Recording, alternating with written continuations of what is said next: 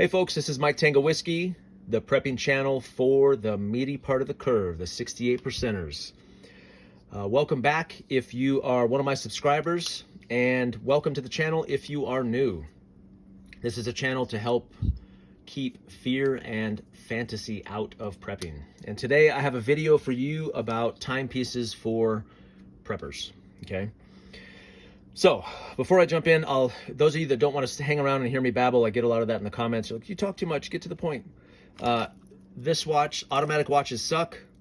Quartz watches are good. Digital watches are the best.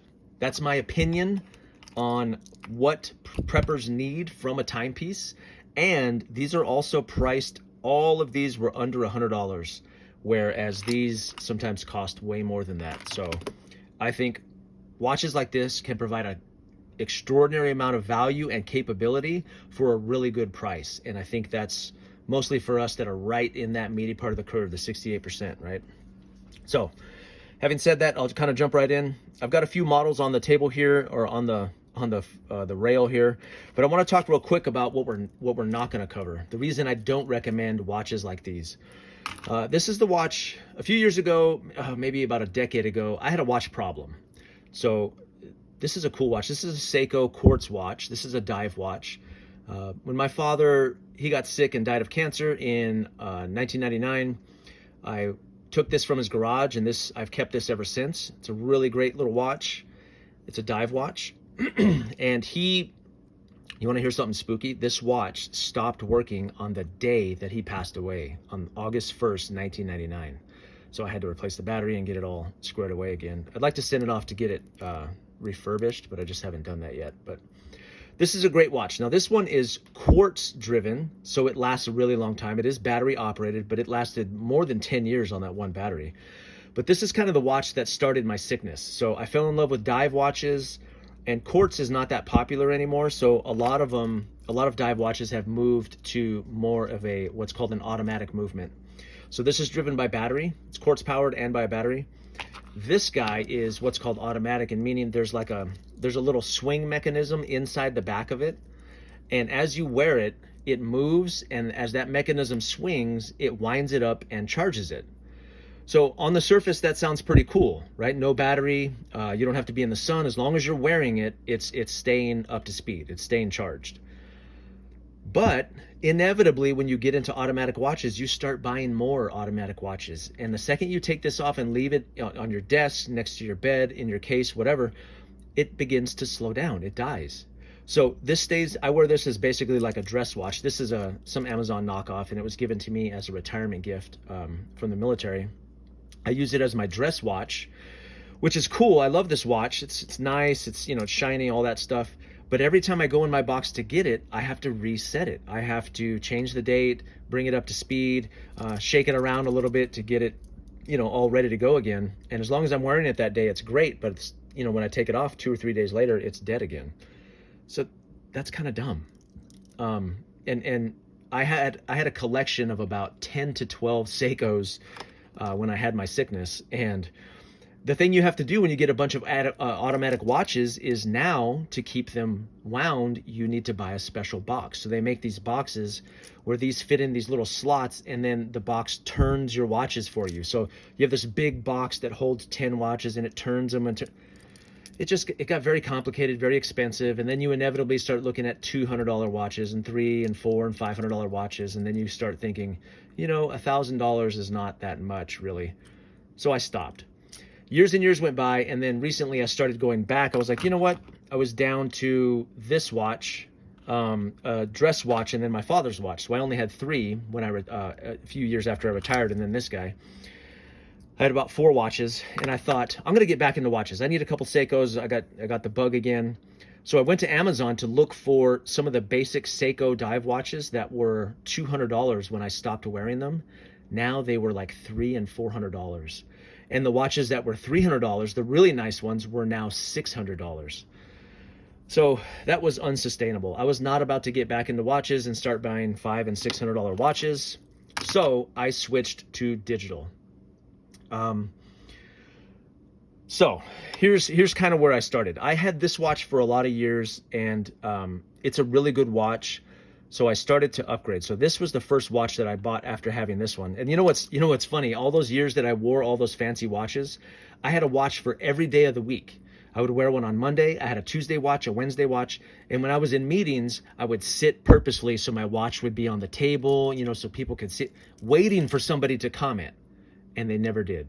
In the 5 or 6 years that I had a watch disease, the watch that got me a compliment, it was this $43 Casio right here. Some guy said, hey, that's a really nice watch. And I was so pissed because I wanted him to see this other watch that was $500. That's why it's gross. So I had this watch right here. I'll go through the models real quick. This is an SGW 100. This is an SGW 1000. This is a TRT 110H. And this is a GD 350. Now this one is a G-Shock. These other three are not. These are what are called sensor watches, and then this is called a mud resist. And I'll kind of go through the features briefly on them. I like first of all, I'm getting older, so the larger the face on it, the better. Like I just got this one.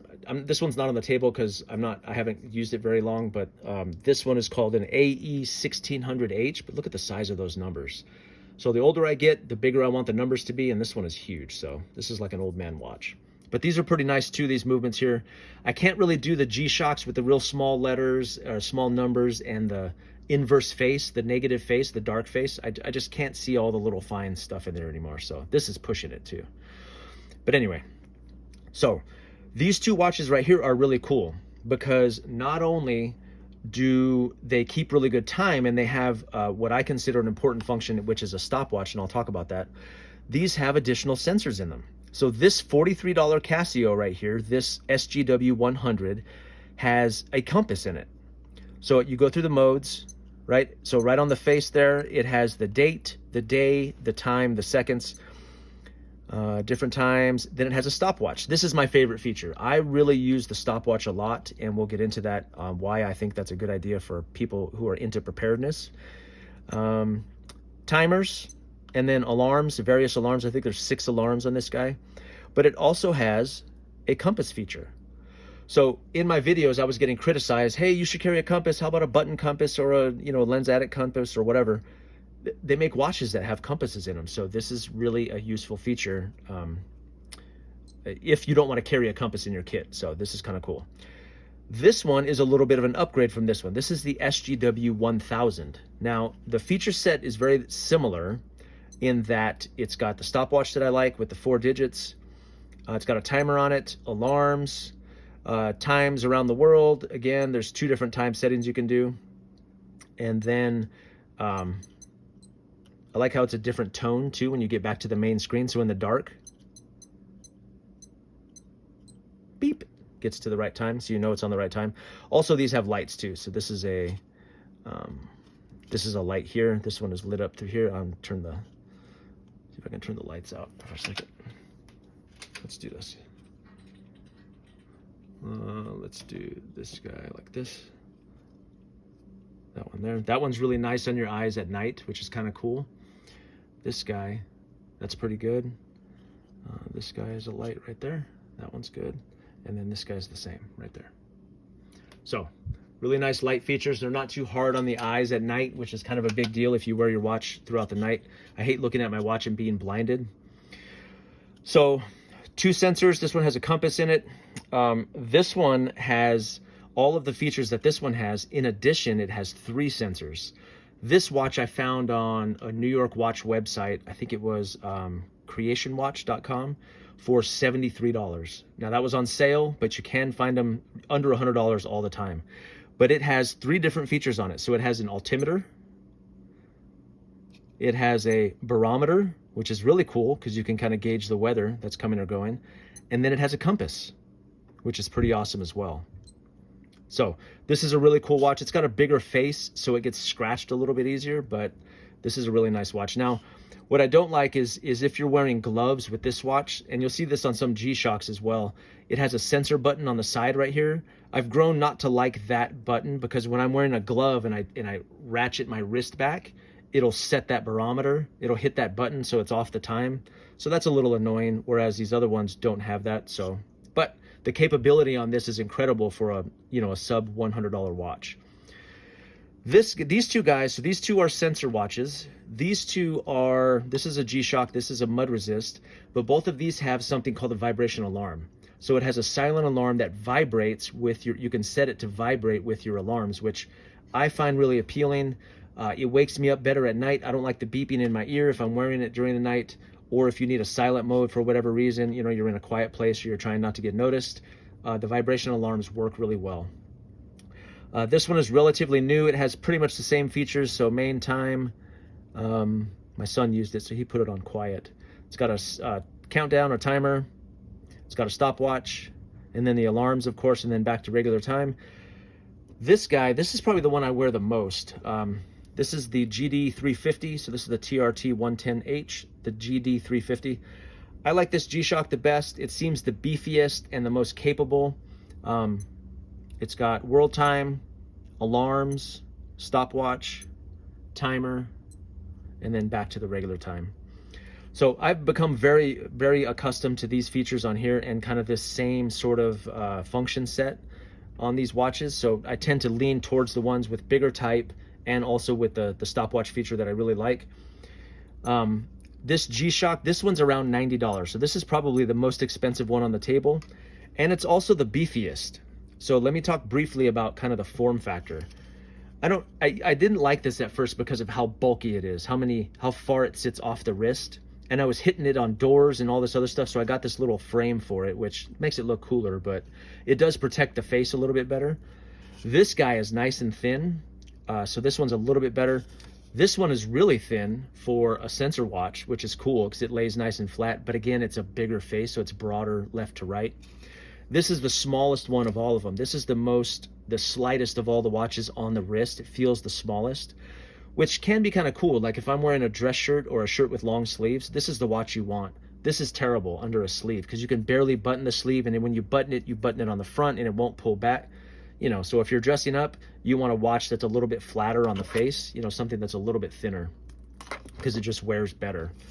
But if you're wearing short sleeves, and most of the time when I'm not at work, I'm wearing short sleeves, and even at work, I'm wearing short sleeves. So most of these watches do just fine. Now, what I want to talk about real quick, and I think last, is the stopwatch feature and why I think this is important for preppers.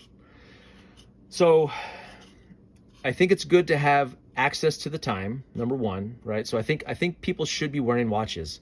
I was surprised at how many of my friends don't actually wear watches on a normal basis. It helps me be punctual. I like being on time. I think it's important to be on time. And another thing about wearing a watch all the time is it helps me gauge the distance and the time it takes to get between point A and point B. A lot of my videos have talked about, getting home and bugging out and all this other stuff. How long it takes you is a really important piece of that equation.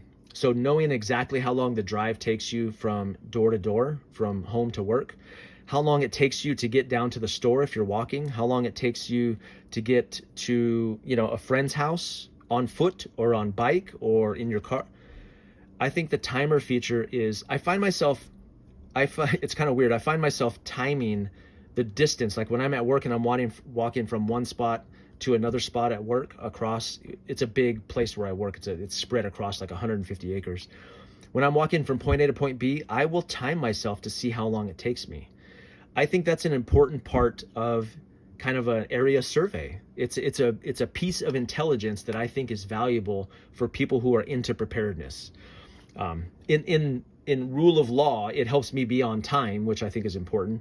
But in a emergency situation, I think understanding how long it takes you to get from point A to point B is an important part of it, because that timing has to be a factor in whether or not, how long it takes you to get to resources, how long it takes you to get from one place to another for safety, all of those things. And I think in an emergency situation, I think time becomes more and more essential. So that's the only point I'll make. I don't know if I sold anybody out there. If you're in the market for a cheap, a watch for the 68%ers out there, I think these are the way to go. I think you can get some very good, high value watches with a lot of feature sets, especially these over here for preppers who are like, super set on compasses. Like this is great. You can wear it right on your wrist, right?